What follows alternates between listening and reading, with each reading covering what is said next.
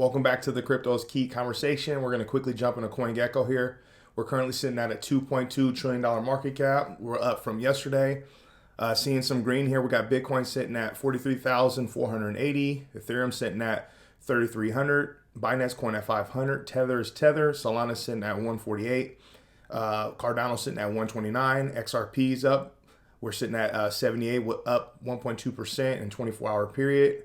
Terra just flipped DOT today, sitting at 86, and then DOT sitting at 28.30. And then, yeah, the market's not looking too bad right now.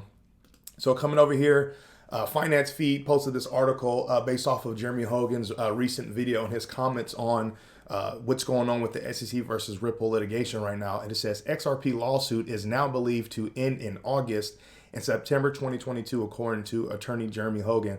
So he recently had stated that he thought that the case would end in April. He says his April prediction was very, very, very optimistic.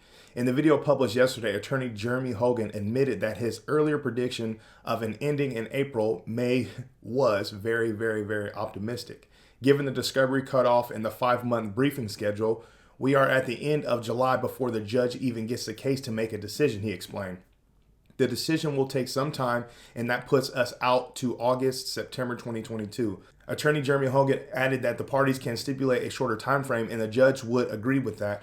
But do you think the SEC would agree to shorter time frames? Me neither. To conclude, and assuming there won't be any future and unexpected delays, the new prediction in the SEC versus Ripple lawsuit won't be decided judicially until at least August 2022 or more likely September of this year. A settlement is still possible, namely if the SEC feels threatened by Ripple's findings and arguments throughout the next few months.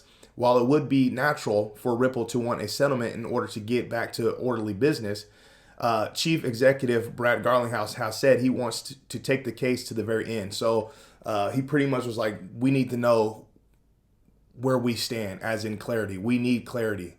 We're not just going to settle for anything right now. We want to know that we're good to go. So, you know, on top of the SEC versus Ripple, we're coming over to some tweets here. Haley had tweeted here, I keep hearing rumbling about the SEC thinking ETH was a security after all.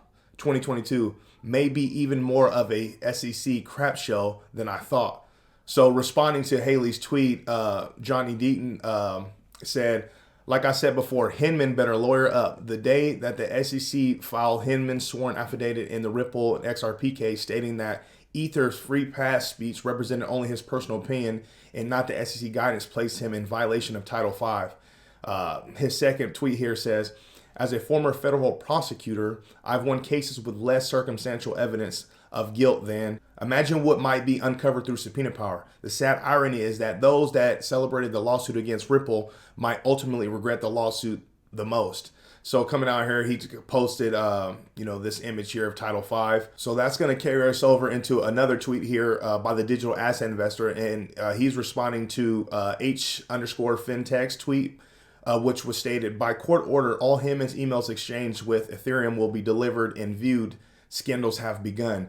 A digital asset investor said, anyone notice how the Ethereum is a security rumors coming from some major industry people ramped up in the last 24 hours after the judge's decision? So it kind of goes down to like what Haley and other people have been posted in the Twitterverse, just kind of like stoking the fire in a sense. So I'm a huge fan of Chico Crypto here, and he posted a candid video today, and he pretty much touched on his thoughts and opinions on kind of what's going on with the Ethereum and SEC versus Ripple case right now. Big time. But now I want to talk about something that's not Bitcoin related. I want to talk about Ethereum. Some things are getting me worried about Ethereum. I'm probably going to make a full video on this type of content because I can't really do the best explaining it with just a candid video. I need to fully research it and put it out in a well-written script and everything. But Ethereum and its security status is in trouble. So the Ripple SEC case is going on, you guys. And there was something that came out. So William Hinman, he said he's one of the reasons Ethereum has been considered not a security. He was a top SEC official And he's the one that, put out the statement that Ethereum isn't a security. Well, now that statement, he's basically in the SEC and Ripple case has been said that just is his opinion, you guys. It's his opinion, just the sole guy alone. It's not the facts or the legality from the SEC, which in the past that has been the case. People have said, since Heinemann, whatever his name is, has said that is the position, that is SEC's, legal position, that Ethereum isn't a security, which would put it in the commodity status like Bitcoin and Ethereum, which means it's out of, the SEC's grasp and everything. Well, that isn't the case, you guys. And what worries me right now is the head of the SEC, current head of the SEC, Gary Gensler, he was just on CNBC and he was asked if Ethereum was a security. And guess what?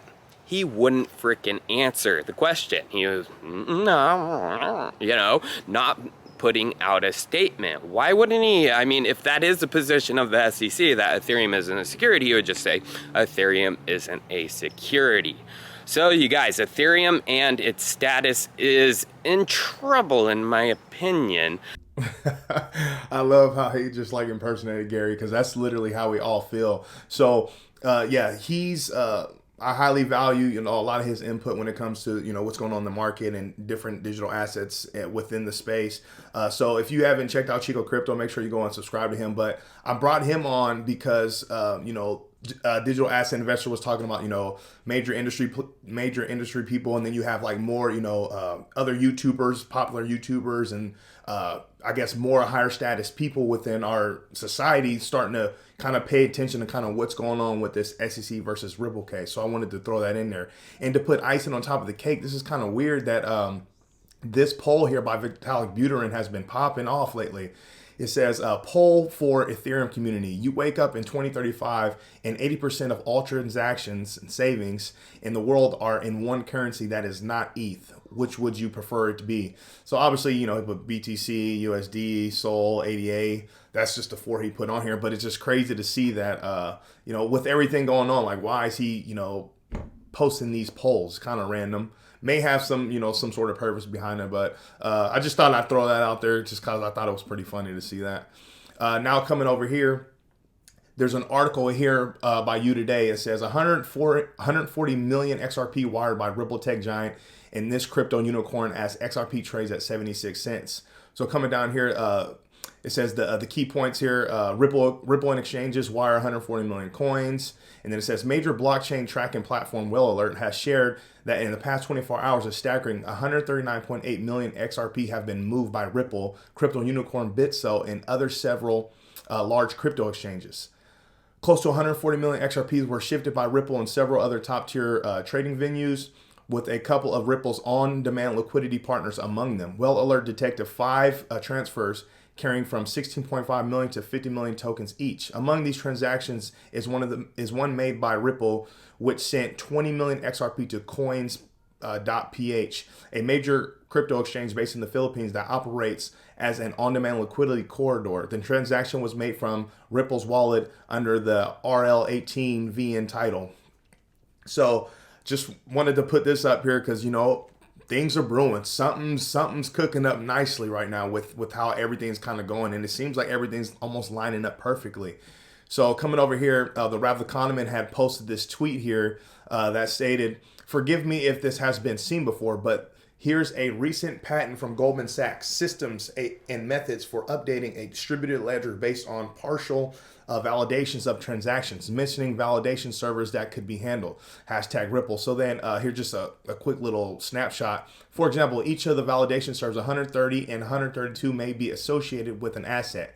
For example, a fiat currency such as US dollars or euros, a cryptocurrency such as Bitcoins or Ripples, they call it Ripples, or any other suitable type of asset such as bonds, and operated by the issuing authority of that asset. So coming over to the link that was posted here, you can see that the application filed by Goldman Sachs and Co. LLC assigned to Goldman Sachs, and it says status pending.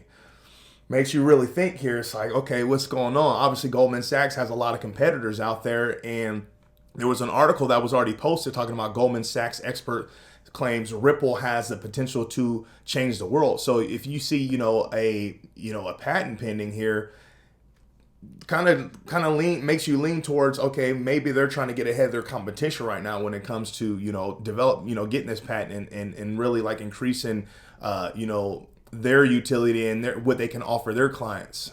So coming to this article here, it says Andrew says XRP can become very big once the Ripple Foundation is able to resolve its issues with the SEC.